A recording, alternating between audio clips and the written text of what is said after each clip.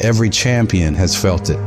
Every king has felt it. Every winner has felt it. Every soldier has felt it. Every victorious person has felt it. The urge to quit. I don't care if you don't have the money, you don't have the help, and you don't have the family for it, and you don't have the friends for it. Don't you give up on your dream. I want you to hold on.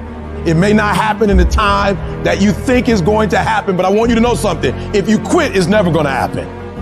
If you quit, if you give up, if you stop, if you do not persevere, you will never see it. See, the thing is, for many people, they've tried the same path you're on, and they failed. As you walk this journey, you're going to see carcasses all over the place of people that didn't quite have it. That should inspire you because you got further than that person and that person. But you're not looking to get further than them, you're looking to finish. I didn't get here through academics. I got here because I refused to quit. I said, I've been through